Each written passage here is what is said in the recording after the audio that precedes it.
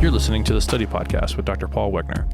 I'm your host, Tyler Sanders. I'm here with Dr. Paul Wegner, who's going to give us not only the Hebrew word of the day, but he's going to explain to us how we're back on this book. That's right. Well, what we did before, we did a really in-depth dive on the book of Isaiah. So now what we want to do is kind of skim the top of it and kind of go over, because we're doing the survey and we're kind of given the Old Testament survey all the way through. So that's what this is for. But before I give you the Hebrew word of the day, I've got to show you something. Tyler, can you see on the PowerPoint here? This is it's called a bulla.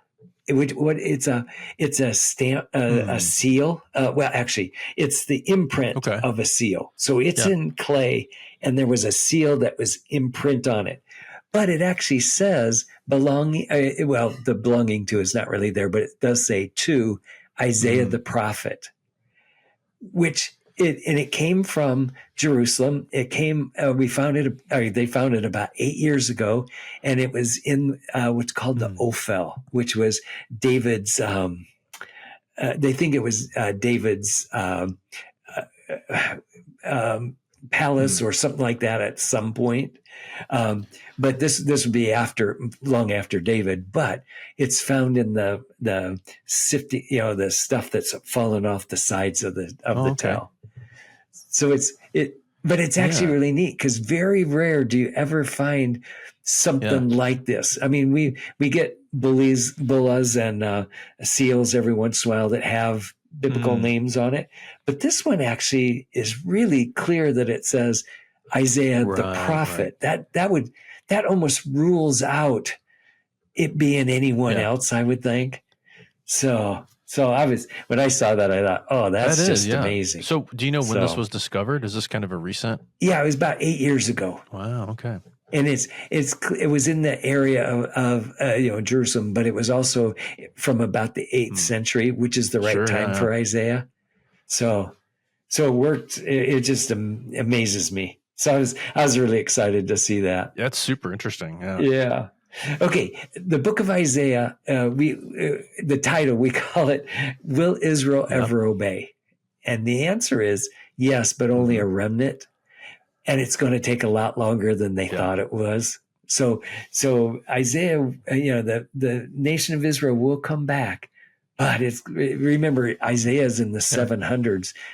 It's going to be 150 years or so before the exile comes. And so they're going to go through that exile and stuff like that. So then finally, some of them are going to come back to him. So the long answer is yes, but it's going to take a long time. Right. All right. Now you want to get to the Hebrew word, don't you? Yeah. Okay. Now, this is probably the most important Hebrew word in the whole book. At the end of this podcast, I'm going to show you another Hebrew word, but this one is actually crucial to meaning of the passage. In Isaiah 7:14, it actually says, "Therefore the Lord himself will give you a sign.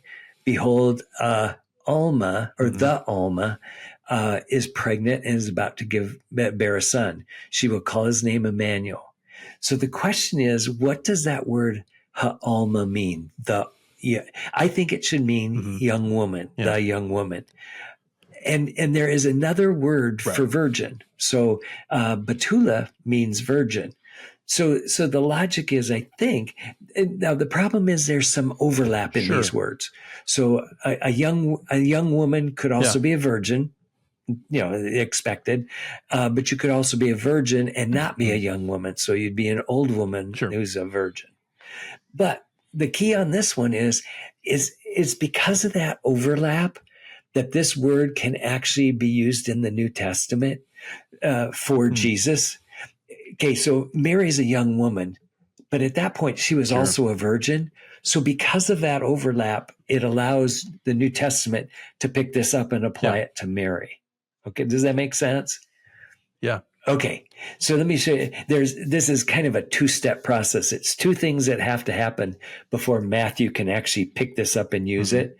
So in the first step is the Septuagint translates this word as Parthenos.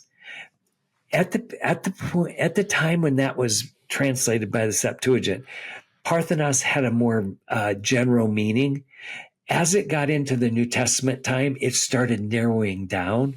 So that actually, I think, is how come in the New Testament they can use that word Parthenos for Mary, and it's almost certainly a virgin there. Now, remember, there's other things in the talking about Mary, like it says, and before they came together and stuff like that. So there's even more indications that she's a virgin, but the word Parthenos is also pretty strongly suggesting that. So that's the first thing. Okay. So what happened is that word that was more general in the Old Testament has now been narrowed down. So it means more likely. So it can translate somebody in the Old Testament that's a young woman that has a child that's a son for Ahaz or a sign for Ahaz. But it can also refer to Mary because the word narrows down in the New Testament. So that's the first thing. The second thing is that when Matthew picks it up, he uses the word plerao to mean to fill up with meaning. So when here's what it says in Matthew 1:21 and 22. Now all this took place to fulfill what was spoken by the Lord through the prophet. Behold, a virgin shall be with child and shall bear a son, and they will call his name Emmanuel, which means God with us. So it was because of that word plerao, that word to fulfill, that actually allowed this to be filled up with more meaning. If somebody wants to go into more detail there, we actually talked about this when we did the deep dive into Isaiah. So they can look there and probably see it too. So does that all make sense to you, Tyler? Yeah, it does. Yeah. Okay. So at least that's going to give us now. So that means there can be somebody in the Old Testament that gave birth to a son that was assigned to Ahaz, and that can be picked up by Matthew and applied to Jesus because the word plerao has narrowed in meaning to now mean a virgin, and because the word plerao can mean to fill up with more meaning. So and there's also other passages in Matthew that need the idea of filling up with meaning, and once again, we talked about that in the deep dive, so they can probably go there to look at it. Okay? Yeah. And basically what you're getting at with this, if someone doesn't go all the way back to those older episodes. Yeah. This is kind of answering a question. You put this really well years ago when we had you, back when I was an MDiv student, we asked you to speak at a little student event. And I think the question of your, the title of your presentation was, are there two virgin births in the Bible? Yeah. And I think that's really well put, because you kind of have to get there if you're really paying attention to scripture, because what is Matthew talking about when he's like, this wasn't just like a prophecy, like someone just said, hey, in the future, this is going to happen. Right. In Isaiah, they're talking about it, and then they're like, and then the sign is right there. Yeah. So what's happening in the language here to help us make sense of there being one virgin birth that's prophesied by an actual event? And there's an answer in the language to how we come to Matthew doing a really good job picking this up and describing Christ with us. Yeah. And I want Is that correct? Yeah. Excellent. I also want to point out one other thing. There are some direct prophecies in the Old Testament. Right. Micah 5:2. That one's pretty clear. I don't think there's anybody in the context of Micah that fulfills that, but only Jesus fulfills it. But there are others that have a more complicated way that they're fulfilled, and that's what we're trying to explain here. Yeah, that's right. Okay. That's right. All right. Well, that gave us our word for the day anyway. Got us going. Yeah. All right. Then the next thing I want to show you is this is the overview of the book. And I've only given you the first part of Isaiah. So as we look at this, you can see there's 3 introductions. So you've got chapter 1 is an introduction. At chapter 2, there's another introduction. In chapter 13, there's another introduction. I'll look at those more detailed at this point, but I'm just trying to show you at this point, we've got 3 sections in the book, and those 3 sections have sometimes multiple sections. Like the second one has 2 parts to that. So you've got chapters 2 through 4, which is one section, it seems like. And then there's 5 through 12. That's another section. And we're going to look at those in detail. But at this point, I'm just showing you big picture stuff. Yeah. Then in chapter 13, all the way to the end, there's like 5 parts to it. You've got the oracles to the nations. You've got the little apocalypse, and we'll look at that. You've got prophecies. Most of them are about Judah or Israel, but they are generally prophecies. Then you've got the coming judgment in chapters 34 and 35. And then you've got what are called the Isaianic narratives, and that's in 36 through 39. And then following that, you've got about 150-year gap. We're going to talk about that because that's a major issue. We'll probably talk about it again when we get to chapter 40, because that's where you'll see that there's something's happened, that it's gone way into the future. But we'll probably talk about a little in this one too. All right. Does that make sense? Yeah. All right. It sure does. Okay. All right. So the name Isaiah means Yahweh is salvation. Or Yahweh saves, it could be. But it's almost certainly that. And then the question is, well, why does his name mean that? And I think it's because throughout the book, that's basically what God's doing. God's delivering the nation and giving them deliverance. And so I think that's why his name actually means that too. Now, it says that the author is Isaiah ben Amos. Now that's, they think he's a brother of Azariah, one of the kings of Judah, which is probably why he can get in to see the king whenever he needs to. So he might have been part of the royal family. But this is not Amos in the Old Testament. It's a different name. And so just so you know that. There are 411 quotations in the New Testament. And those are pretty solid ones. There's also probably more allusions than that too, but that shows you how important it was for the New Testament, and which in my mind makes some sense because it's laying a foundation, right? There were actually 15 manuscripts at Qumran on the book of Isaiah, and the roots of Messiah are there, and I think that is probably the most important part of this book, is that it's going to give us what God's going to do. How is he going to deliver the nation? Well, he's going to bring a Messiah to do that. So it's pretty crucial. Let me ask you something about those manuscripts. Sure. So you said there's 15 manuscripts. Does that mean there's 15 instances of the whole book, or most of the book, or like there's 15 portions of Isaiah that were found? I better say portions. Or some mix. Yeah, it's a mix because we know there's at least 3 that are almost complete. But then there's also portions that are pretty good. And then there's some more that are more fragmentary. Yeah. But the book of Isaiah has quite a bit of it confirmed by Qumran scrolls. So that's really important for us. Yeah. Okay. The date is from about 740 to 680. And the way we do that is we look at what's like the earliest thing that's talked about, and then kind of what's the latest thing talked about. So in Isaiah 6:1, it says, the year of King Uzziah's death, which would be about 740, 739, I saw the Lord sitting on a throne, lofty and exalted, with the train of his robe filling the temple. So that's pretty much the earliest, like poor Uzziah dies, but that's the earliest thing that Isaiah probably would have known about. Okay. Because he would have lived through that part there. And then we think it goes down to about 680, because in Isaiah 37, and 38, it says, so Sennacherib, king of Assyria, departed and returned home and lived at Nineveh.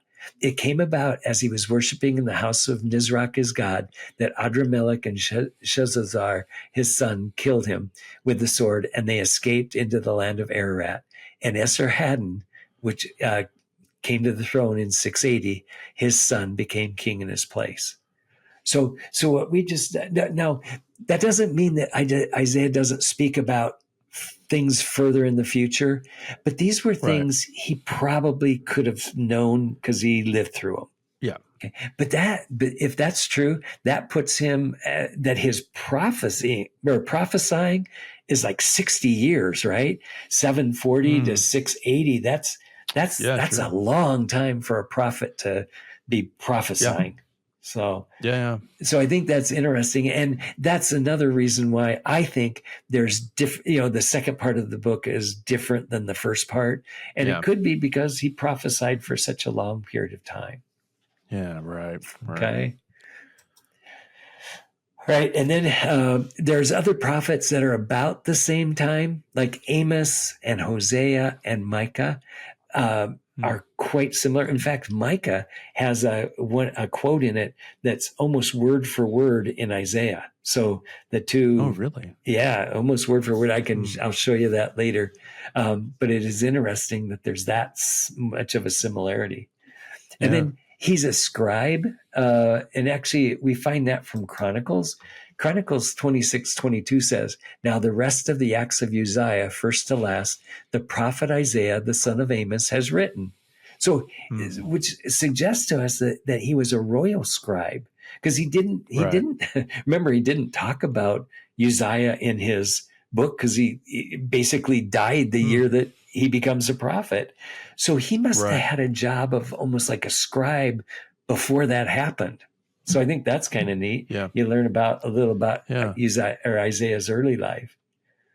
Then the next thing is there's something called the martyrdom of Isaiah. It's an apocryphal story. It's another term for it is the ascension of Isaiah, because after he dies, God took him up into heaven. But so this is an apocryphal book that talks about how Isaiah died. Actually, it says that Manasseh sawed him in half. It says that a tree swallowed him, and then Manasseh chopped down the tree or sawed the tree down. Yeah. Okay. Wow. Now, I'm pretty sure that's not what happened, but it is interesting that there's an apocryphal story about his death. And so I thought that is interesting. Yeah. So, all right. Okay. So who wrote the book of Isaiah? The book of Isaiah never says that Isaiah wrote it, but it does say that he had the visions or saw the visions. Like in chapter 1, verse 1, it actually says, "The vision of Isaiah, the son of Amos, concerning Judah and Jerusalem, which he saw during the reigns of Uzziah, Jotham, Ahaz, and Hezekiah, kings of Judah." So he clearly had the visions. Now the question is, did he actually write them down or not? Now, in my mind, we already found out that he's a scribe. So he's one of the few people who could write. Yeah. So he's one of the few people in the nation that actually could do it. So it certainly is very, very possible that he wrote them down. Whether I can guarantee that, probably not. Okay. But I think he did. Okay. There appears to be several headings. I already showed you those ones, but let's look at them now in detail. Yeah. Here's what it says in chapter 1, verse 1. "The vision of Isaiah, the son of Amos, concerning Judah and Jerusalem, which he saw during the reigns of Uzziah, Jotham, Ahaz, and Hezekiah, kings of Judah." So that we just read that, but it is actually sounds like an introduction, right? Look at chapter 2, verse 1. "The word which Isaiah, the son of Amos, saw concerning Judah and Jerusalem." It almost sounds like another introduction. And then in 13, it says, and an oracle concerning Babylon, which Isaiah the son of Amos saw. And I'm not sure why. We know he's the son of Amos. Why does it keep bringing it up all these times? And I think it's because it's like an introduction. It's letting you know. Now, we already talked about Isaiah living for like 60 years, right? So if that's true, I actually think that it's very possible he wrote these oracles that he got from God down, and then at some point he puts them together into a book. And that would certainly make sense to me anyway. No, and this would be one of the contributing factors to this question of how Isaiah is compiled. That's a major question for Isaiah studies today, right? It really is. And what I'm trying to do is show you some reasons. And then next time when we see the second part of the book, I'll show you some more. Mm-hmm. But it seems like if these introductions were added towards, to the beginning of the book, it sounds like they're grouping them together somehow and putting them together. Right. So I don't have a problem with Isaiah having these over time and then putting together when they, at some point when he gets ready to put the book together. So, yeah. Anyway, so we've got those headings. In chapters 6:1 through 9:6, it's called the Isaianic memoir because it's in most of it's in first person.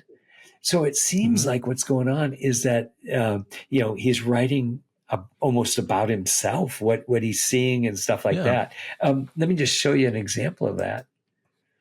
In chapter 6, it says, "In the year of King Uzziah's death, I saw the Lord sitting on the throne, lofty and exalted, with the train of his robe filling the temple. Seraphim stood above him, each having 6 wings. With 2 he covered his face, with 2 he covered his feet, and with 2 he flew. And one called to the other and said, Holy, holy, holy is the Lord of hosts. The whole earth is full of his glory. And the foundations of the threshold trembled at the sound of his voice, who called out, while the temple was filling with smoke. Then I said, Woe is me, for I am ruined, because I am a man of unclean lips, and I live among a people of unclean lips, for my eyes have seen the King, the Lord of hosts." So you can see this is a very personal story. I mean, he's given it in first person. So that major section is pretty much in first person. The actually only part of it that wasn't is chapter 7.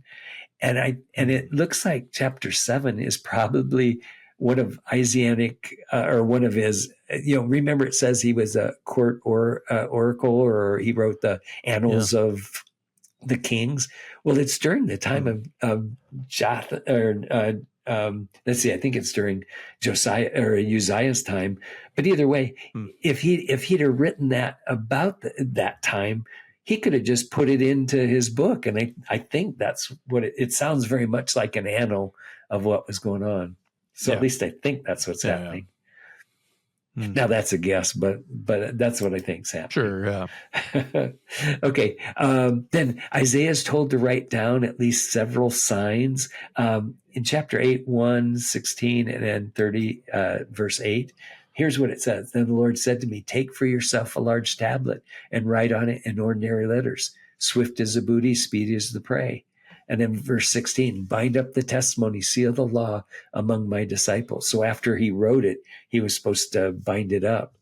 Then chapter 30, verse 8 says, Now go, write on a tablet before them and inscribe it on a scroll, that it may serve in a time to come as a witness forever.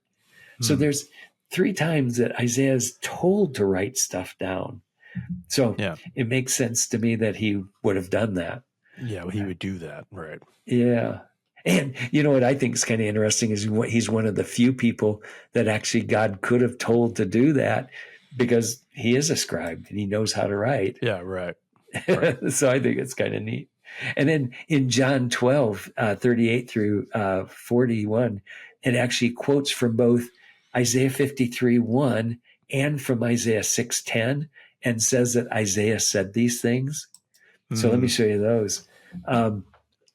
It was to fulfill the word of Isaiah the prophet, which he spoke. Lord, who has believed our report, and to whom has the arm of the Lord been revealed? That's Isaiah 53:1. And then it says, and for this reason they would not believe, for Isaiah said again, he has blinded their eyes and hardened their hearts, so that they would not see with their eyes, or perceive with their hearts, and be converted, and I heal them. That's Isaiah 6:10. Okay, so then it says, these things Isaiah said because he saw his glory and spoke of him. So it seems like it's interesting to me. John is actually quoting Isaiah and saying that he wrote it. In fact, several times he claims these were Isaiah's words. So now we've got New Testament proof for it also. Now, as we've already talked about, there are some problems. The problems are that Isaiah 40 speaks of a time 150 years in the future, before it happened, and so specific. It even mentions Cyrus's name before Cyrus was ever alive. So that's bothered some scholars. And then the second problem is that some of the parts of Isaiah appear to be compiled. Well, we've already talked about that because Isaiah prophesied for such a long time. I think it makes sense that they had to compile them and bring them together. But I also think it makes sense. Some people question whether Isaiah, they claim that prophets don't usually talk about the future. They usually talk about their present tense. And my response to that is, yes, that's often true. But sometimes the prophets give future prophecies to to show that they actually are men of God and that they have a message to help them know what they're supposed to do. I've argued that as long as there's the book of Isaiah is written to a nation, not to a person. If it was written to a person, then I understand 150 years in the future, it's not going to make any sense to him. I agree with that. Yeah. But if it's written to a nation, there's going to be someone alive in that nation 150 years when it happens. One scholar who I really admire argues that when it says, "You are my witnesses," how could they be witnesses if this was written in Isaiah's time? Oh yeah, because they hadn't seen it, right? Yeah, and my response to that is because someone in that nation is going to be able to see it and is going to confirm that it is true. Right. So I think it's a logical argument, but I don't know if I'll convince him or not. All right. These are the important dates in the book of Isaiah. Remember chapter 6 talked about when Uzziah died, and 740, you've got his call and commission, I think. Then you've got the Syro-Ephraimite War in chapter 7 and 8, and that happened in 734 to 732. Then 701 is really important because chapter 38 and 36 or 38 talks about the destruction by Sennacherib. And that happened in 701. And then at the end, it talks about Sennacherib getting his army being destroyed.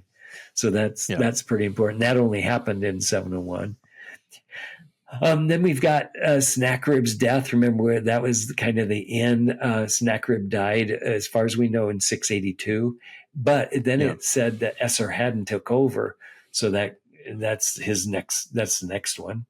And then when we get to chapter 40, it starts talking about the Babylonian exile and what's happening to Jerusalem. So we've got that information in 586. And then we've also got the return in chapters 40.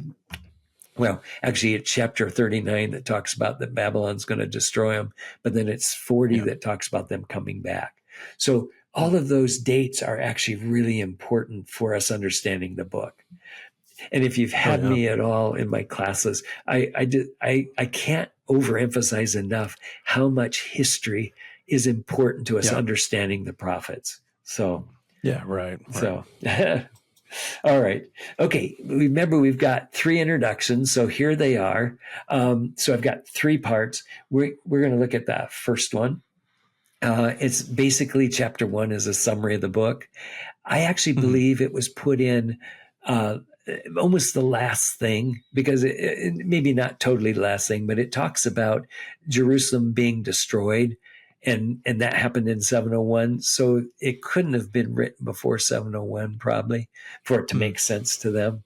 So that actually helps us. But it's got 2 major sections. The first part is talking about God's indictment against his people. It goes into great detail about how God is so upset with his people because they've rebelled against him, and he's done almost everything to try to get them to come back, and they won't listen. Right. He even calls them Sodom and Gomorrah in those passages. Right. And then we get to verse 10 through 31, and now it's the second part, and God's fed up with their sins, and he gives them a chance. He says, it's time for you to, though your sins are as scarlet, they should be made white as snow. So he gives them an offer that if they would come back to him, he would cleanse them. And in fact, Right. by the end of the book, we've got the nation of Israel finally coming back to him. It's in future prophecy, of course, but they do seem to finally get it, and they will repent finally. Right. Okay, here's in chapter 1, verse 3, it says, "An ox knows its owner, and a donkey his master's manger, but Israel does not know. My people do not understand." So what I want to do is give you one verse from each of these sections so you have some clue of what they sound like. In the second section where God calls out to them to repent and they won't, here's the one I was talking about. "Come now, let us reason together, says the Lord. Though your sins are as scarlet, they will be white as snow. Though they are red like crimson, they will be like wool. If you consent and obey, you will eat the best of the land. But if you refuse and rebel, you will be devoured by the sword. Truly, the mouth of the Lord has spoken." So you can actually see that's a pretty powerful verses. Oh yeah. And it's giving them the option. You either Yeah. obey or you disobey. And remember, for the longest time they disobeyed. And so Yeah. Right. receive that punishment. All right. The next section is okay. Now, so this will be the second introduction. In this one, we've got two parts. We've got the first section is chapters 2 through 4. And 2 through 4 talk, it's interesting, 2, 1 through 4 has the future. It talks about what Israel's going to be like. Then it goes in chapter 4, 2 through 6, it talks about, again, what Israel will be like in the future. But between those, it talks about what Israel is like in the present. So in the future, they're going to be glorified and God's going to protect them and all that. But in the present, they're going to go through some severe suffering and punishment. Yeah, there's problems. Yeah. Okay, now I'm going to read chapter 4 because that's a summary of what they will be like. And so it says, "In that day, the branch of the Lord will be beautiful and glorious, and the fruit of the earth will be the pride and adornment of the survivors of Israel. It will come about that he who is left in Zion and remains in Jerusalem will be called holy, everyone who is recorded for life in Jerusalem. Then when the Lord has washed away the filth of the daughters of Zion and purged the bloodshed of Jerusalem from her midst by the spirit of judgment and the spirit of burning, then the Lord will create over the whole area of Mount Zion and over her assembly a cloud by day and even smoke, and the brightness of a flame of fire by night. For over all the glory will be a canopy. There will be a shelter to give shade from the heat by day and a refuge and protection from the storm and rain." So you can see that's really, really good news for Jerusalem and Israel. The problem is that's going to be way in the future. And Israel is not going to know about this until they've gone through some really sad punishments. Yeah. All right. Does that make sense? So we've got that second section now. Okay. We had an introduction in chapter 1, and then 2 through 4 is the second section, which has an introduction in it. And then the second part of that one is in chapters 5 through 12. And it is interesting. I call it a palistrophe. It's got a song of the vineyard, then 6 woe oracles, then an uplifted hand oracle, then the Isaianic memoir, then another uplifted hand oracle, and then a woe oracle, and then a song of thanksgiving. So basically what it's just doing is it's going through, and that song of the vineyard talks about how bad they are and how they deserve punishment. But by the end in chapter 12, it talks about at the song of thanksgiving, how God has delivered them. So how did that happen? Well, you've got woe oracles, you've got an uplifted hand oracle. Uplifted hand oracles are when God gets his hand up ready to swat them, and he brings them down and punishes them. But after those oracles, it says, but Israel doesn't listen, and so they still get more punishment. And then, and I think the answer in how do they get from the song of the vineyard as a nation that needs punishment to the song of thanksgiving is the Isaianic memoir. God is going to send Isaiah to be a messenger for him to tell him how to come back to God. Right. Problem is, it's not going to work as well as Isaiah would have hoped, but ultimately it'll work. Yeah. Okay, so let's look at this section a little more. So here's what the song is. It talks about a song of God's vineyard, Israel, but they don't know it's talking about Israel at that point. And God says he's done everything possible, and still Israel's rebelling against him. Thus, Right. he's going to punish them. And it's written in such a way that even the people agree that they should be punishment, that they should be punished. Right. Then they find, then he turns the tables on them and tells them, well, guess what? It's you. It's you. Right. Yeah. Here's how it starts. Let me sing now for my well-beloved a song of my beloved concerning his vineyard.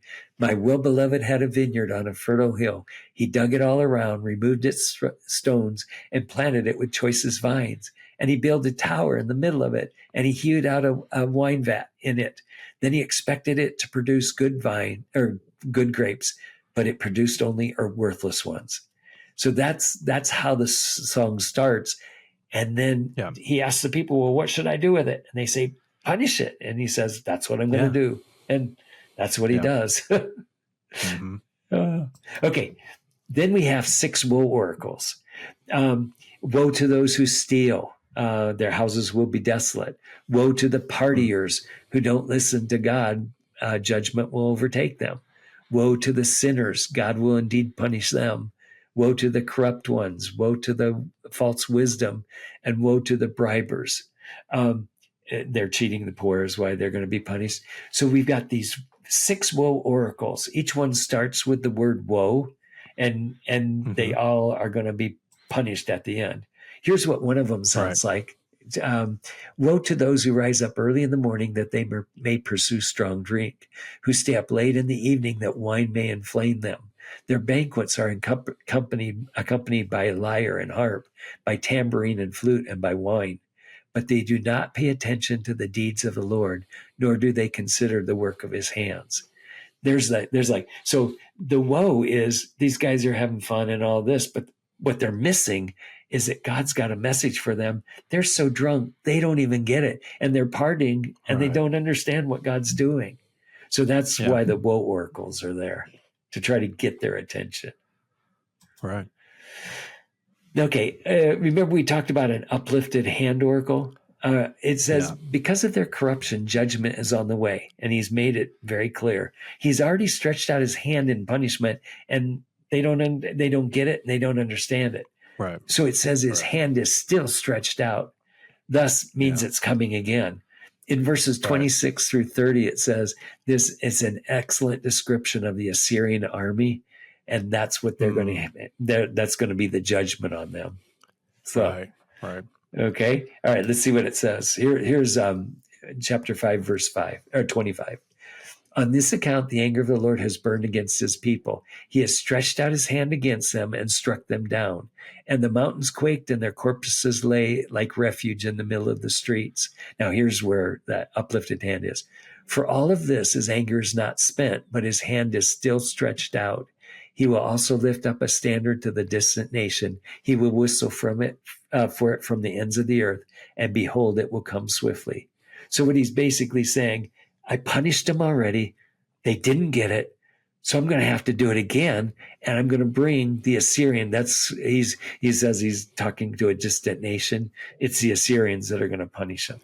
And I think it does. And I think it's really helpful to talk through it, because I think before we had gone through this, however many years ago, when we went through just the whole book of Isaiah, I don't think I knew the meaning of that symbol of an uplifted hand, because typically, I mean, in a church setting, a modern church setting, you'd usually associate that with worship, I think. Lifting your hands in worship.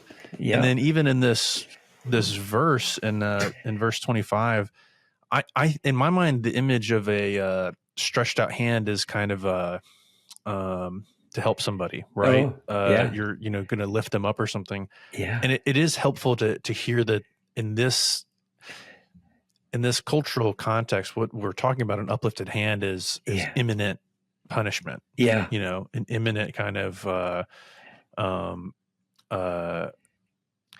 imminent response to their poor behavior, their unjust behavior. Yeah.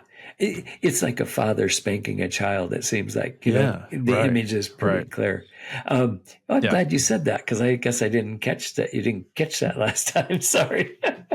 Well, I probably caught it in the moment. Yeah. Well, what is Didn't want to interesting, confess that, maybe. yeah. What is interesting is that this is about the only place that I've found these uplifted hand oracles. And Right. they seem to be split on either side of that palistrophe too. So it is interesting. Yeah. Yeah. It is. Yeah. All right. So then there's that Isaianic memoir. And remember, we talked about that's mostly in first person. Right. It's got several important parts to it. It's got Isaiah's call and commission in chapter 6. Then he's got a sign to Ahaz in hopes that Ahaz will obey. Then you've got that child who's born who's called Emmanuel. And then right after that, it talks about the lands that you dread will be forsaken, and that's Syria and Israel. Those two lands are going to be destroyed. But it says, but guess what? Assyria is also coming. So here's Isaiah explaining to them, if you guys don't obey, judgment's coming, and it's going to be fierce and it's going to be painful. Yeah. So let's look at some of the passages. Chapter 6, verses 8 through 10 says this. Then I heard the voice of the Lord saying, whom shall I send, and who will go for us? And he said, here am I, send me. And he said, go and tell this people, keep on listening, but do not perceive. Keep on looking, but do not understand. Render the hearts of this people insensitive, their ears dull and their eyes dim. Otherwise they will see with their eyes, hear with their ears, understand with their hearts, and return and be healed. Now, that makes it sound like God's sending Isaiah intentionally to harden them. But I don't think that's what it's getting at. It's talking about Israel being so hard-hearted already that Isaiah's gonna do everything he can to try to get their attention, and they're not going to get it. They're still going to need to go into judgment with the Assyrians and then with the Babylonians. Right. So that's, I think, what that's getting at. Okay, so that's the first part. These verses, Isaiah must have got that when he said, render their hearts insensitive, all that. He must have got it. So he says, then how long, O Lord? So he's figuring out, it's not possible that the nation of Israel will always be hard-hearted, will it? And so he says, how long, O Lord? And he answered, until cities are devastated and without inhabitant, houses are without people, and the land is utterly desolate. The Lord has removed men far away, and the forsaken places are many in the midst of the land. That part is talking about the Assyrian captivity, I think, 722 to 721. Then in verse 13 says, yet there will be a tenth portion in it, and it will again be subject to burning. So the first punishment is them going off into Assyrian captivity. That's the northern kingdom. The second punishment is, it says there's a tenth portion in it. Remember, there's basically 10 northern tribes. So so they get taken away. There's 1/10 left. And it says it will be subject to burning. I think that's the Babylonian captivity. And it says, like a terebinth or an oak whose stump remains when it is felled, the holy seed is a stump. So I think what that's talking about, that after it goes through the two punishments, you will have a righteous remnant that's left that finally will come back to God. And technically, that's exactly what happened when they returned from the Babylonian exile. Right. So when they came back, the only ones that wanted to come back were those who gave up everything they had in Babylon to go back and rebuild a destroyed city. So it's kind of interesting. Here's God telling us in 700 that God is going to bring back a remnant, and he did that in 532 or 539. Yeah. So I think those verses are really important for us to understand. Yeah, completely. All right, then we've got that Isaiah, that quote from Isaiah. So therefore, the Lord Himself will give you a sign. Behold, a virgin will be with child and bear a son. And remember, I think that word virgin should be a young woman, should be with child and bear a son, and she will call his name Emmanuel. He will eat curds and honey at the time he knows enough to refuse evil and choose good. For before the boy will know enough to refuse evil and choose good, The land whose two kings you dread will be forsaken. I don't know if you can tell, but that's what's called a chiasm. The yellow parts match, and the purple parts in between there match. And what you've got there, it's pretty obvious to see. He knows enough to refuse evil and choose good. For before the boy will know enough to refuse evil and choose good. Those parts, no doubt, those are right. parallel, right? Yeah. So that means that the first part and the second part there, like the two yellow parts, are also parallel. So if so, he's saying, so this child's going to eat curds and honey when the land of the two kings he dreads are destroyed or forsaken. So that means Israel and Syria are going to be taken away. And they actually were. Remember, the Assyrians destroyed them and took them off to captivity. So that means, and then he says, well, guess what? You guys will be able to eat and curds and honey at that time. So right. Does that sign make sense to you now? Yeah. Okay. Now, that's only part of it, because look at verse 17. The Lord will bring on you and your people and on your father's house such days that have never come since the day that Ephraim separated from Judah. My understanding, that's a really bad time. When Ephraim separated from Judah, that's when Israel, the northern kingdom, and the southern kingdom split after Solomon. So he says, I'm going to bring a time on you like that time. So really bad. Right. And then he tells them, the king of Assyria. So now they know they're going to be punished by the king of Assyria. Right. Okay. Right. Does that make sense, Tyler? Yeah, it does. Yeah. Okay. All right. So that's the second part of that. I had one. Then we've got this. There's also a sign in chapter 8. And then another child is born in chapter 9. It says, the Lord said to me, take for yourself a large tablet and write on it in ordinary letters. Swift is the booty, speedy is the prey, and I will make to myself, or take to myself, faithful witnesses for a testimony. Uriah the priest and Zechariah the son of Jerebekiah. Basically, what he tells him to do is write on this tablet. Swift is the booty, meaning plunder is kind of come quickly, and speedy is the prey, meaning they're going to become prey really soon. So he's saying, bind it up.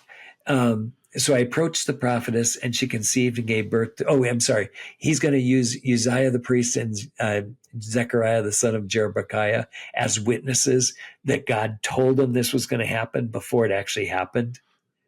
Okay, then he says, so I approached the prophetess, and she conceived and gave birth to a son.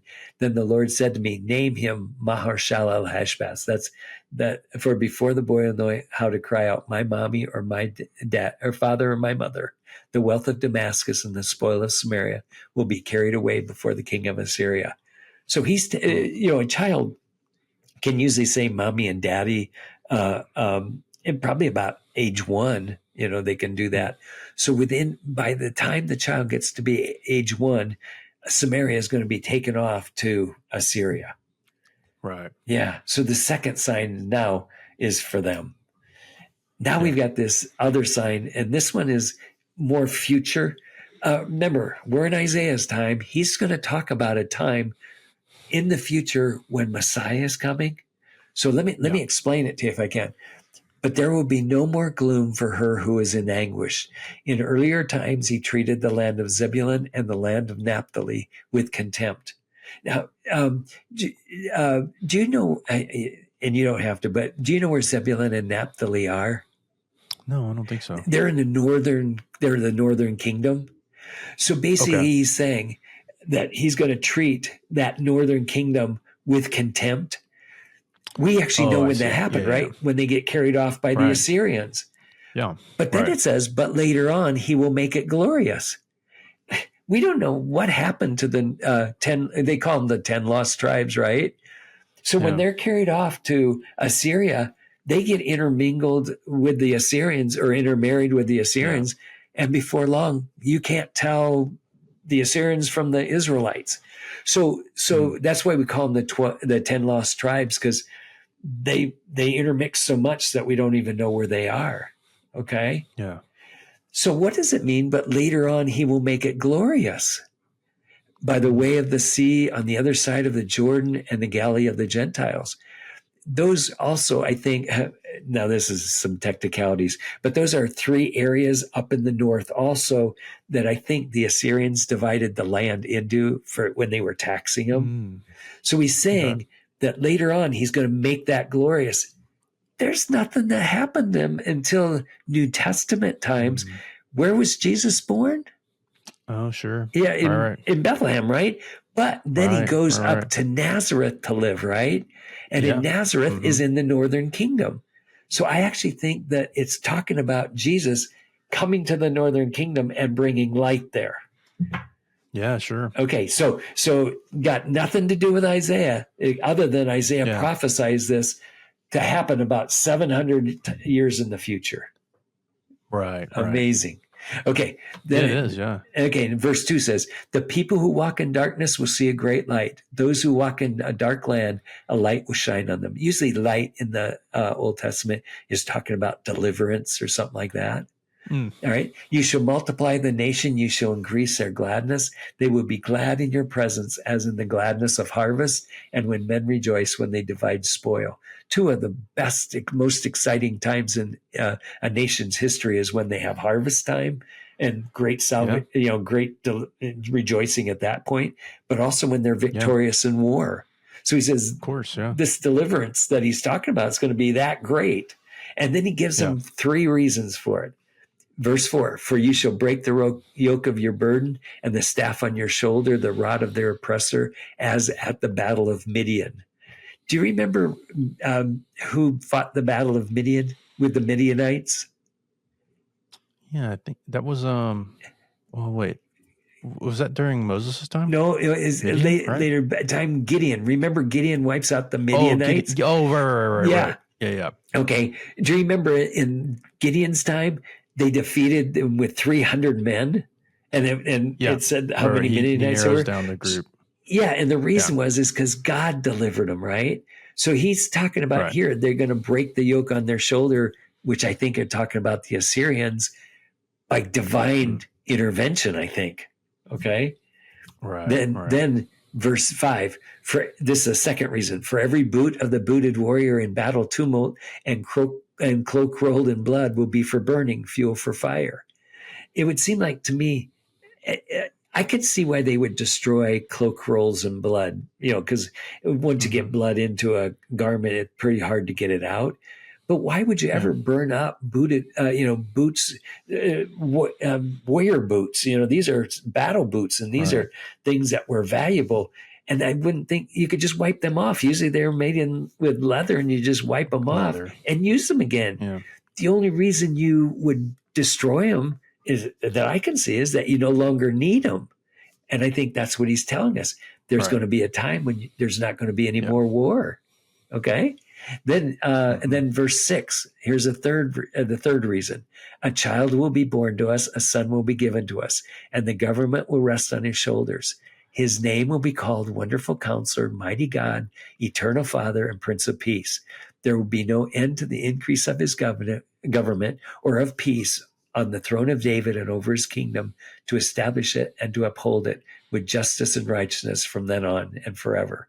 The zeal of the Lord will accomplish this. So that seems like to me that's talking about the Messiah coming, and he's pretty clear. He's going to sit on the throne of David. He's going to have a kingdom that's of peace. There's no end to his government. All of those would suggest that's the Messiah coming. Sure. But so I've got a child being given to us, the government resting on his shoulders from the Davidic line. It says his name actually says something about God.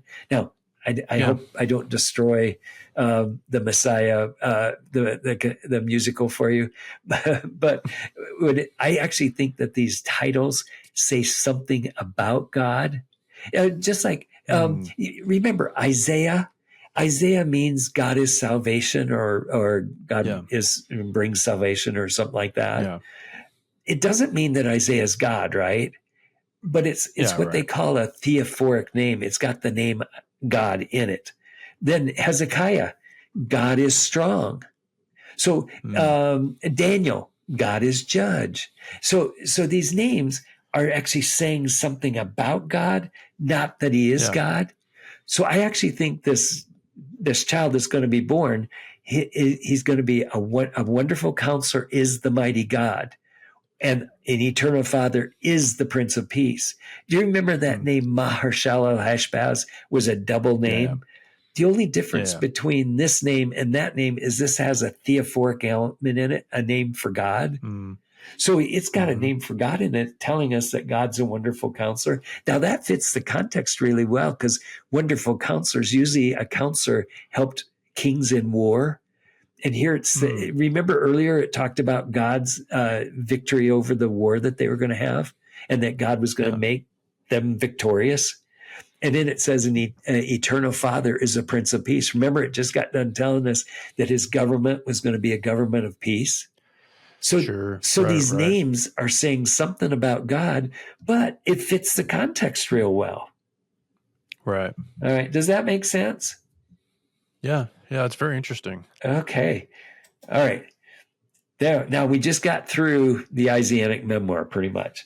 Then we've got another uplifted hand oracle, another wool oracle, and then the Song of Thanksgiving. So let me just show you a little of them. Okay, so we have actually 4 uplifted hand oracles in 9:8 through 10:4. It talks about Israel being punished, and instead of learning, it says that it says the rocks have fallen down. We're going to build them back with bricks, stronger bricks. Right. Or I'm sorry, it's the bricks have fallen down. They're going to restore them with stone, meaning it's going to even be a better building than what they had before. Right. So he says, well, in spite of this, my hand is lifted up and it's going to come down. Then the next one is the leaders are removed. Their leaders have led them astray. Therefore, they're going to get more punishment. Then it talks about wickedness destroying the nation. No one is satisfied. So Israel turns on Judah, and they're going to have a nation that's destroyed then. And then the last one is that destruction is coming, and that nobody's going to escape. And it's going to be the Assyrians that are coming, because in context, that's what it is. Okay, let's just read one of them. And all the people know it, that Ephraim and the inhabitants of Samaria, asserting in pride and arrogance of heart, the bricks have fallen down, but we will rebuild them with smooth stones. The sycamores have been cut down, but we will replace them with cedars. Bricks are the kind of like the cheapest building material they can do. Yeah. Those smooth stones are stones that have been worked and chiseled and made straight smooth. And then sycamores are just a common ordinary tree. They're going to be replaced with cedars. So you can see they're responding to God, that they're, you can tell they're boasting and going to be better than ever. So here's what God says. Therefore, the Lord raises up against them adversaries from Rezin and spurs on their enemy. Pekah and Rezin are the two people that are going to fight against them. Pekah is actually in Israel. Rezin is a Syrian. Not Assyrian, is Syrian. And so what's going to happen is that these people God's going to bring against his own nation. And then it says, the Arameans on the east and the Philistines on the west, and they will devour Israel with gaping jaws. In spite of all this, his anger is not turned away. His hand is still stretched out. So it makes it real clear. These guys don't get it. And he's even punished them and they don't get it. Yeah. All right. Next one. Now we've got the woe oracle, and this one talks about Assyria is going to be God's weapon, so he's going to punish them with Assyria, and it's got a section where it talks about Israel going to be restored. So Assyria is going to be ultimately going to be God's weapon, but then God's going to destroy them, and Israel will be restored. Okay, and then it talks about God's coming deliverer. That's when you get to chapter 11. And then there's going to be a restored remnant. So that's kind of those oracles come against. So here's what it sounds like. So woe to Assyria, the rod of my anger, and the staff in whose is my indignation. I sent it against the godless nation and commissioned it against the people of my fury, to capture booty and seize plunder, and to trample them down like mud in the streets. So that's God sending the Assyrians against his people, Israel. Okay. And he even lets them trample them down like mud in the street. So he gives them pretty much, quite a bit of leeway. Yet look at verse 7. Yet it does not so intend, nor does it plan so in its heart, but rather its purpose is to destroy and cut off many nations. So it doesn't want to just punish Israel. It wants to wipe them out. Does that make sense? Okay. Yeah. Now look at verse 8. For it says, are not all my princes all kings? Is not Calno like Carchemish, or Hamath like Arpad, or Samaria like Damascus? What these are cities that they just wiped out. So when the Assyrians came, these are the cities they destroyed. Okay, so he's saying, well, Jerusalem's no different than when I destroyed Samaria, right? Okay. Yeah. As my hand has reached to the kingdoms of the idols whose graven images were greater than those of Jerusalem and Samaria. And then it goes on. But what's interesting here, what I think is interesting here, it's actually telling us that Jerusalem and Samaria have idols in there. Now, other cities have had even greater ones, but these two have idols in them too. Yeah. So I think that's interesting. Here's chapter 11. Then a shoot will spring from the stem of Jesse, and a branch from his roots will bear fruit. The Spirit of the Lord will rest on him, and the spirit of wisdom and understanding, the spirit of counsel and strength, the spirit of knowledge and the fear of the Lord.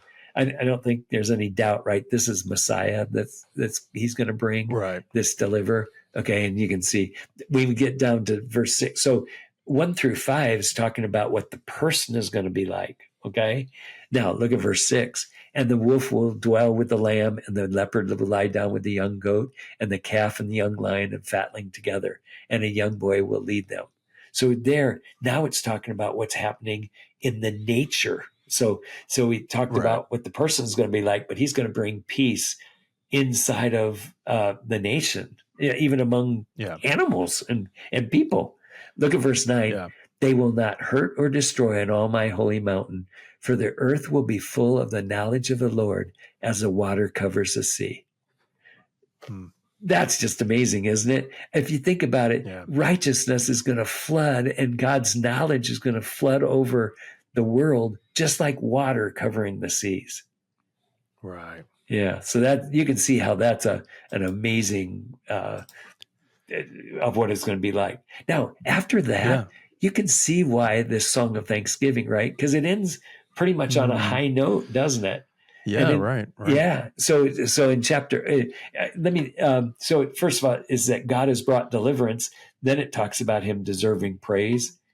And it's very similar to a song of thanksgiving in the Psalms, I mean. Here's what chapter 12 says. Then I will say in that day, I will give thanks to you, O Lord, for although you were angry with me, your anger is turned away, and you comfort me. Behold, God is my salvation, and I will trust and not be afraid, for the Lord God is my strength and song. He has become my salvation. Therefore, you will joyously draw water from the springs of salvation. And in that day you will say, give thanks to the Lord, call in his name, make known his deeds among the peoples, make them remember that his name is exalted. Well, after you just had this, the Israel being restored and this Messiah coming and delivering and bringing peace, you can see why now they're praising God for this great deliverance that he gave them. Yeah. All right. Yeah, absolutely. Okay, so now that's the second section that we talked about. Now we're going to go to that third introduction. And this is the rest of the book of from here all the way to chapter 39. Okay? Yeah. And it starts with the oracles against the nations. And basically it talks about how each one of them is going to be punished because they've gone against God. But there's also several times where it talks about a restoration that's even going to happen in these foreign nations. Right. And it ends with Jerusalem. So chapter 22 talks about Jerusalem even being restored finally. But right in the heart of this message to Babylon, we've got a passage that some people think goes beyond the king of Babylon. The setting in chapter 14, verses 1 through 4, talks about when Israel's going to be restored. and no one questions that verses 5 through 11 and 17 and 21 are referring to the king of Babylon. But some believe verses 12 through 16 go beyond a mere king and talk about Satan behind him. It's at this point, I will say it's possible. Because passages can always have more meaning than we think they're going to. Sure. But I think in its initial context, I think it's talking about the king of Babylon. But later on, others, when Satan rises up and all that, we'll be able to look back and say, oh, that king of Babylon is just very similar to what Satan is like. And so I think that's how it works. In the Old Testament, very little is known about Satan. He's only mentioned in 4 passages. Generally, he's called the deceiver. And there's only one place in this First Chronicles 21:1 where, let me come back to that. Let me show you this passage. This is the passage that people have questioned whether it goes beyond to Satan or not. Here's what it says. Your pomp and the music of your harps have been brought down to Sheol. Maggots are spreading out as your bed beneath you, and worms are your covering. So that one makes perfect sense about the king of Babylon, right? Because he's in Sheol and his body's deteriorating, it says. Okay, now verse 12. How have you fallen from heaven, O star of the morning, son of the dawn? You have been cut down to the earth. You have weakened the nation. But you said in your heart, I will ascend to the heavens. I will raise my throne above the stars of God, and I will sit on the mount of the assembly in the recesses of the north. I will ascend above the heights of the clouds. I will make myself like the Most High. Look at verse 5. Nevertheless, you will be thrust down to Sheol, to the recesses of the pit. Those who say to you will gaze at you, and they will ponder over you, saying, is this the man who made the earth tremble, who shook kingdoms? See, if you read it in context, it does sound like it's talking about the king of Babylon, because in verse 16, he says, is this the man who thought he was so great? Right. And I don't have a real problem with thinking that Satan is going to have these same kind of attitudes. I mean, I think Nebuchadnezzar had these same kind of attitudes right before God humiliated him, right? So my guess is it's very possible that Satan's going to act like this too. But I think initially it's definitely talking in context, I think, about the king of Babylon. When it talks about the star of the morning, that's probably Venus, the planet Venus. And the Babylonians pretty much knew or believed that it had a real funny orbit, that it would go up in the morning, but then it would look like it falls and then goes around. So it looked to them like it was falling down. And notice it says, you said in your heart, you will ascend to the heavens and raise up the throne above the stars of God. Notice it says, and I will sit on the mount of the assembly in the recesses of the north. See, that, we think of Satan as being trying to get into heaven, not into the recesses of the north.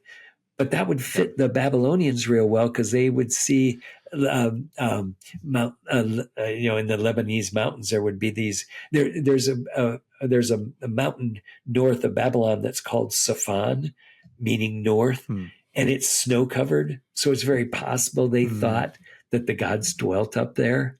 So I think I think it's poetry, but I think it could fit very well the Babylonians. So that's at least how I'm arguing. Even just the idea of like a king having a divine nature, that's not really like a foreign idea. A lot of, I mean, correct me if I'm wrong, but in a lot of cultures, like the king had some kind of divine quality, or he was like a god, or he was ascended. Well, and remember, the Egyptians thought that when their pharaohs died, they became Osiris. So so those thoughts were there, and so it would make sense, I think. All right, here's the star of the morning. I tried to explain that. All right, that's probably enough of that. Then here's that passage. Remember, they don't know very much about Satan. Chronicles. The one passage that I think becomes an actual title is in First Chronicles 21:1, where it says, then Satan, the Satan. See, every time up to this, there was an article on Satan. Now there's no article. So I think this is a positive, like a name. Okay. Yeah. So I think what's happening is Chronicles is written like in the 400s BC. So it's one of the last books in the Bible. So I think what's happened is by that time they were starting to get a concept of Satan, and so they could get more like detail about that. Yeah, character almost. Yeah. Yeah. Okay. Then you've got all these foreign nations. There's one more thing I wanted to show you that I think is so interesting that I didn't even know about for a long time anyway. In chapter 19, it actually says, "Thus the Lord will make himself known to Egypt, and the Egyptians will know the Lord in that day. They will even worship with sacrifice and offering, and will make vows to the Lord and perform it. The Lord will strike Egypt, striking but healing, so that they will return to the Lord, and they will respond to them, and I will heal them." So it's even saying that there'll be a restoration for the nation of Egypt. Now, remember all throughout the Old Testament how Egypt is always hated because Israel was there and they were enslaved and all that. But God says he's got somebody even for a restoration even for them. And it says, in that day, there will be a highway from Egypt to Assyria, and the Assyrians will come to Egypt, and the Egyptians to Assyria, and the Egyptians will worship with the Assyrians. In that day, Israel will be a third party with Egypt and Assyria, a blessing in the midst of the earth, whom the Lord of hosts has blessed, saying, "Blessed is Egypt, my people, and Assyria, the work of my hands, and Israel, my inheritance." If you ever wanted a mission that talks about the nations coming back to God, this is it. I mean, here, the enemies of Israel are now coming back, and this is God making them, deliverance and delivering them. So I didn't even know that existed for a long time. It's in my mind, it's kind of neat. It is, yeah. I mean, it's a restoration that would make people uncomfortable. Yeah. Yeah. You know, like you don't always think, of course you want restoration for your own people and justice, for your enemies. But here we kind of see God expanding beyond that. Yeah. Which in my mind is so amazing because they would have hated both those two nations. Sure. Yeah. Yeah. Oh, and then, okay. So the next section is what I call the little apocalypse, Isaiah 24 through 27. It talks about in chapter 24, the earth is laid waste. It talks about it being destroyed. Then in chapter 25, it talks about a banquet where death is gone and tears are wiped away. I'm going to read the passage in a minute, but usually I need to let you know that at a wedding, gifts were often given out to the people that came. What it's saying is that the gift that's going to be given out at this banquet is that death is going to be gone and the tears will be wiped away. So my understanding is no sorrow and stuff like that. So this is an amazing passage about restoration that God's going to bring. Okay. Yeah. And then chapter 26 is a song of trust. And then chapter 27 is deliverance. I'm going to show you two passages. Look at this banquet one. The Lord of hosts will prepare a lavish banquet for all the peoples on the mountains, or on this mountain, a banquet of aged wine and choice pieces with marrow and refined aged wine. And on this mountain, he will swallow up the covering, which is over all people, even the veil, which is stretching over all the nations. I assume what that veil is, it's a hardening or a covering so that people can't see the true God. I think that's what it is. He will swallow up death for all time, and the Lord God will wipe away tears from their faces, and he will remove the reproach of his people from all the earth, for the Lord has spoken. I don't know if you know this, but Revelation talks about a banquet, a marriage supper of the Lamb. I actually think this is a prefigurement of that greater banquet that God's going to have in the last days. Yeah. And what I think is so neat is about the gifts that God is going to give. No death, your tears are going to be wiped away and all that. So that's kind of neat. Yeah. All right, there's one more. I wanted to get to chapter 27. Chapter 27 has two parts to it. And remember, I talked about this being the little apocalypse. In 27:1, it says, "In that day, the Lord will punish the Leviathan, the fleeing serpent, with his fierce and great and mighty sword, even Leviathan, the twisted serpent, and he will kill the dragon who lives in the sea." Again, I think that's a prefigurement of Satan in the future, where he's going to be called the dragon. He's going to be called the serpent and stuff like that. So I think it's, again, in this day of restoration, Satan is going to be punished. Okay. Now, remember in chapter 5, we talked about the vineyard that was really bad. Look what it says now. "In that day, a vineyard of wine, sing of it. I, the Lord, am his keeper. I water it every moment so that no one will damage it. I guard it at night and day. I have no wrath. Should someone bring me briars and thorns in battle, then I would step on them. I would burn them completely." I don't know if you remember, but the other one talked about briars and thorns that were coming up in the nation of Israel. That's always an image of sin and stuff like that. He says he's going to take care of them and do away with them.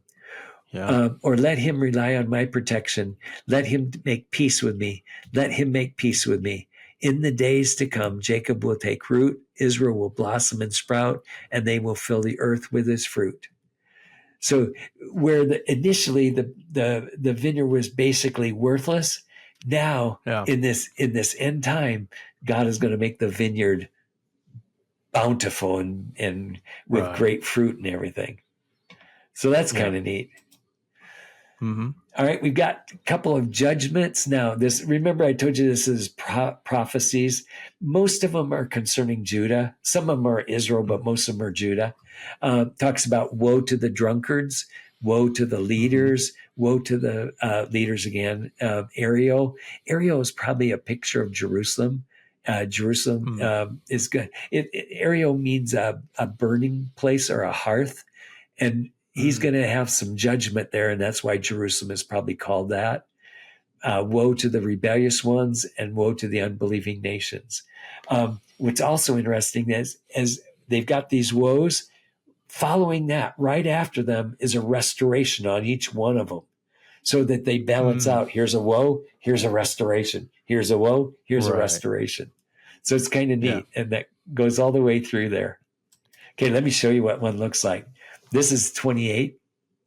28 says, "Woe to the proud crown of the drunkards of Ephraim, to the fading flower of its glorious beauty, which is at the head of the fertile hill, who are overcome with wine." Probably the proud crown of the drunkards of Ephraim. Ephraim is the northern kingdom, right? That's pretty much what's all that's left of it during Isaiah's time. But it says it's at the head of a fertile valley. So Samaria is their capital, and it's at the head of their fertile valley. So he's actually going to bring punishment on Samaria and its leaders. Here's what it says: "Behold, the Lord has a strong and mighty agent, as a storm of hail, a tempest of destruction, like a storm of a mighty overflowing waters. He has cast it down to the earth with his hand. The proud crown of the drunkards of Ephraim is trodden underfoot, and the fading flower of its glorious beauty, which is at the head of the fertile valley. It will be like the first ripe fig prior to summer, which one sees it, and as soon as in his hand, he swallows it." So he's saying that Samaria is going to be destroyed, and he's like a fig that he swallows. Verse 5, "In that day, the Lord of hosts will become a beautiful crown and a glorious diadem to the remnant of his people." So instead of Samaria it's going to be destroyed, but one of these days, the Lord of hosts is going to be the proud crown and glorious diadem. So I see. So that's the restoration part. Right. Okay. There's one more I wanted to show you. This is talking about chapter 31. "Woe to those who go down to Egypt for help and rely on horses and trust in chariots because they are many, and in horsemen because they're strong." In 701, Israel called out to Egypt for help. It didn't help them at all, but they called out to him. That was the northern kingdom. In the southern kingdom, they're going to do it again. So during Hezekiah's time, they're going to call out to Egypt, and again, Egypt is going to be of no help. So it says, but they don't look towards the Holy One of Israel, who they should be seeking. Return to him, you who have deeply defected, O sons of Israel. For in that day every man will cast away his silver idols and his gold idols, which your sinful hands have made for you as a sin, and the Assyrian will fall by the sword, not of man. So remember I told you that in 701, God punishes the Assyrians. So God's going to bring them against them. And in that day, they're going to return to God, at least some of them, and the Assyrian's going to fall by a sword, not of man. Okay. Yeah. So God will punish him. Yeah. All right. And then in chapter 32, it talks about, behold, a king will reign in righteousness and princes will rule justly. And then verse 3 says, and the eyes of him who will see will not be blinded, and the ears of those who hear will listen. Let me go. Now verse 5. No longer will the fool be called noble, or the rogue be spoken of as generous. For a fool speaks nonsense, and his heart inclines towards wickedness, to practice ungodliness and to speak error against the Lord, to keep the hungry person unsatisfied, to withhold drink from the thirsty. As for a rogue, his weapons are evil, and his devices wicked schemes to destroy the afflicted with slander. Even though the needy one speaks what is right, but the noble man devises noble deeds, and by noble plans he stands. What I think it's letting us know that is at the time when this king is coming, he's going to restore the nation, and then people that are really noble will be seen for what they are, and people that are rogues are going to be seen for what they are too. So the only way there'll be like a correction. That's exactly what it is. Okay? Yeah. All right. Okay. We are getting close. We've got just a little further, one more section. This Isaianic narratives has 3 parts to it. The first part is talk about Sennacherib, who comes and captures Jerusalem, almost captures Jerusalem. It says that he captures 46 cities of Judah and destroys them, but he stops at Jerusalem because God stops him. He receives tribute, but after that, after he comes to Jerusalem, but then God punishes him. Chapter 38 talks about Hezekiah's recovery. He got some sickness and God restored him. And then chapter 39 talks about ambassadors coming from Babylon who they're giving gifts to Hezekiah in hopes, I think, of getting them or Hezekiah on their side. These are actually out of order. Chapter 38 probably happens first because it talks about him getting sick and then him being restored. Then 39 talks about that they heard that Hezekiah's got delivered or healed, and so they want to curry his favor to go against the Syrians. And then chapter 36 and 37. So the order is out of order, but I think it's out of order so that it can end with chapter 39, which leads thus into chapter 40. So there's a reason for it. So you see the Assyrians be destroyed, Hezekiah getting healed, and then the Babylonians coming. So it's out of order, but it's important for what's happening. Let me just read a little of 36. Now, in the 14th year of King Hezekiah, Sennacherib, king of Assyria, came up against the fortified cities of Judah and seized them. Okay, that's the big picture. Then here's what's going to happen to him at the very end. So this is chapter 37 at the end. For I will defend the city to save it for my own sake and for my servant David's sake. Then the angel of the Lord went out and struck 185,000 in the camp of the Assyrians. And when men arose early in the morning, behold, all of them were dead. So Sennacherib, king of Assyria, departed and returned home and lived at Nineveh. Then he's going to be killed by his 2 sons, and Esarhaddon's going to become king in his place. But basically what this is happening is that we know this is 701, and then in 701, God seems to have wiped out his army. Now, people have questioned whether this actually happened or not, but I think the best argument for it actually happening is that in Nebuchadnezzar or in the Assyrian Sennacherib's palace, instead of putting, he's got pictures of the battle, and he's got a picture of the Battle of Lachish instead of the Battle of Jerusalem. Lachish was a storage, or a fortress city. It was probably a good battle, and they won it. But why would you put a secondary city on the walls of your palace if you actually took Jerusalem? No one cares that you destroyed Lachish. They care if you got Jerusalem. And I think because God wipes out his army, I don't think he can. So he talks about the prisoners he's taken and the money he got and all that. The book of Isaiah actually told us that Hezekiah tried to pay him off and all that. What Nebuchadnezzar does, what Sennacherib does not say is that, and he says, and I've got Hezekiah stuck in the city like a bird in the cage. That becomes a real famous statement that he makes. But it never does actually say he conquered the city. And I think the answer is because he can't say that. You can say all the positive things, but the minute you start saying wrong things, people are going to catch you. And so, I actually think this passage is true. Yeah.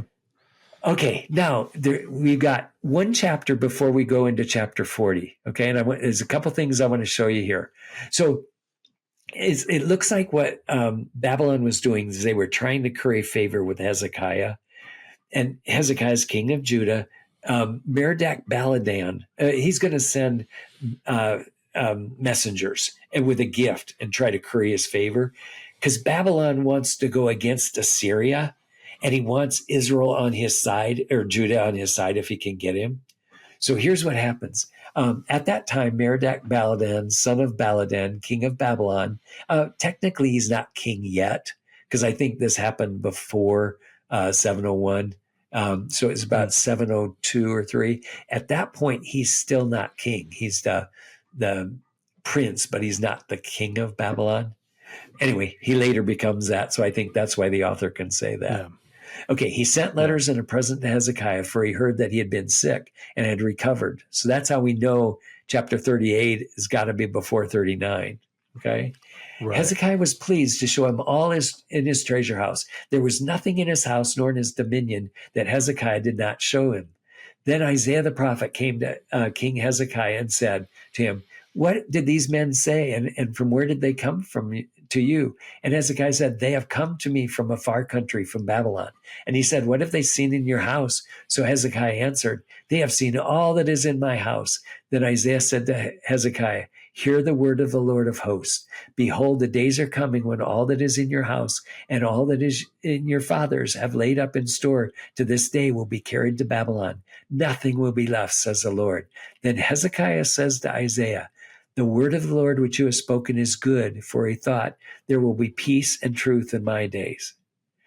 Okay, now, first of all, this is the only story that tells us that Babylon's going to come and destroy Jerusalem.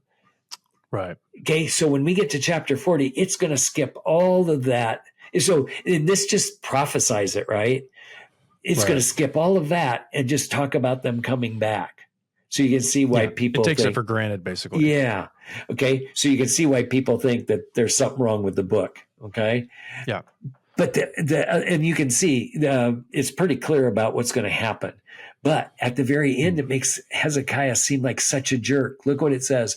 "The word of the Lord which you have spoken is good." How can it be good when they're going to take all their treasures to Babylon and stuff? Right. "For he thought there would be peace and truth in my days." Well, shoot, that's like a jerk. You just got him in big trouble. And then you say, "Oh, well, that's good because it's not going to happen when I'm king." Well, that's not exactly what that word tov means. When you look at which I've highlighted there, that word for good. When it says good, he actually, it means probably it can mean good, but it probably means suitable or fitting. In Genesis 1:31, it says that God saw all that he had made and it was very good. I don't think he Yeah. means it's morally good. It might have been, but I don't think that's what he's after. I think it means it's very good for the purpose that I've created it, right? I'm going to bring Yeah. man on here and I'm going to give him a home and all that. So I think it means good and fitting. Well, we put that back into Hezekiah's time when remember, Hezekiah was a righteous king. In fact, one of the most righteous kings. So if there would have been punishment during Hezekiah's time, the people would have looked at that and said, oh, look, you're as good as you can, and God will still punish us. So I think what he means when he says, oh, that's fitting or that's suitable, for he thought there will be peace and truth in my days because I've been a righteous king. Does that make sense? Yeah. Okay. So otherwise, well, especially if the assumption is the next kings will be bad. Yeah. In fact, you know what I mean? Like if the assumption is like, I'm a good king and good kings are kind of rare. Yeah. Like this punishment will happen under a bad king. Guess who's Hezekiah's son is? Manasseh. Who's basically the worst one in all of Israel. Right. Oh. All right. So we made it. Let me look at some questions here. All right. Yeah. What do we learn from the first part of the book of Isaiah?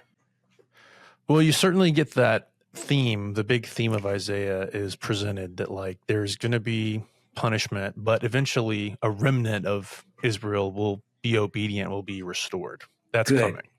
And you got that even from the first part of the book, didn't you? Yeah, like the very first chapter, really. Yeah. Okay. How does the historical situation help our understanding of the book? Yeah, I mean, it does a lot, right? I mean, I think an important thing that you brought up that helps us see this is if Isaiah's ministry is like a 60-year ministry, this helps us understand the composition of the book. Okay. You know, and I said compiled earlier, like, you know, and I know that can be kind of a complicated word for people who are studying Isaiah, but certainly if I use the word composition, how it's all structured and put together, I think we can see that if you're understanding, if you have a historical understanding that Isaiah is potentially doing all this work over 60 years, compilation is a very sensible thing. It doesn't mean that random pieces were jammed together without any kind of sense or understanding or purpose. They're just kind of put together because it was like, well, it's all just kind of roughly fits, so just jam it together and now it's complete. But this is a very purposeful adding together. Good. And that it helps us understand why are there three introductions? Yeah. Good. You know, like that if there's not purpose behind that, then it's just random. You know, or lazy or something like that. It's just kind of jammed and there's no thought behind it. But if we see it as kind of, this has been placed together because it all fits together and it's just coming from different times in his life. There's sense to that. And I think that helps us understand there's meaning to it as well. Right. The book of Isaiah, it's because it's got scattered pieces, it's not in chronological order, right? I mean, his call is in chapter 6, so we know it's not in chronological order, right? So we've got parts. If we didn't know how that fit into the history, it wouldn't make any sense to us. So I think that historical component is so crucial, especially for the prophets. And especially for Isaiah, I think. Yeah. All right. Will Israel ever obey? Yeah. But it's gonna hurt. Yeah. And it's gonna be a long time, huh? Yeah, that's right. It's a very long time. Next time when we talk about the second part, it'll make a lot more sense, I think, the answer, will they ever obey? Yeah, but it's gonna be a long time. So how does the New Testament use the Old Testament? How does, wow. I mean, just what an easy question to end on with this, right? That's a complicated question with a lot of answers. And I mean, I think there's there's whole field of study really about this really. But one of the things we can see, I think your example of Matthew and especially using the kind of development of language around young woman, virgin, as we get through, you know, Hebrew to like the Septuagint and to like kind of more, you know, then modern Greek, you know, not actual modern Greek, but you know, what was the type of Greek they were using at that point. there is this not really I guess you could maybe say like a development of meaning in this idea of what fulfillment is. Okay. That more meaning can be added to something. Okay, good. It doesn't have to change the original meaning or fight the original meaning. It can be added on top of it. Yeah. And I've always argued prophecy goes forward. It never goes reverse. So it never is less than what it claims it is. It's always more and adds more to it. Yeah. Okay. Let me ask one more question. It's not even on here, but what do you think the highlight of chapter or of the first part of the book is? What sticks out, do you think?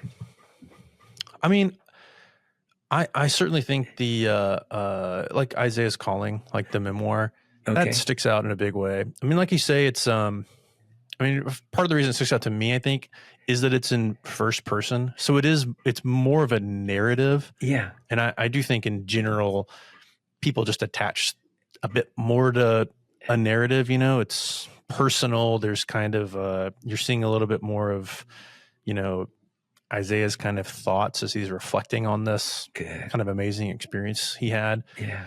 But it also, that whole thing, it gives us a good sense of, we hear a lot from God through Isaiah in the book of Isaiah, right? You're hearing a lot of the pronouncements and like these oracles, but in that, the memoir, you're getting a little bit more insidery. I think it's not just his message. You're seeing a little bit more of what God cares about and why this is happening. Okay, good. So that's what sticks out to me, I think, in a big way. Yeah. Oh, good. Well, that's the first part. We'll try to cover the second part next time, but hopefully this will give you kind of a big picture of what's happening. And we even drill down in a couple passages to make sure we understand what the text is saying. Yeah. And I think we've left us with a good setup, which is in these last few chapters that we're getting to Babylon, like that's kind of where we unpack a lot more. And I do think, and again, there's a whole, 24 episodes about all this, but you see a little bit more in the back half of the book. There's a little bit more expansion on this idea of like, where we're headed with all of this, right? There's a little bit more about the nations, a little bit more about where God is going, I think. And that's super interesting. Yeah. Great. Well, thank you for being here today. It was fun. Yeah. Thank you. I'm looking forward to next week. All right. I'll see you. Bye-bye. See you.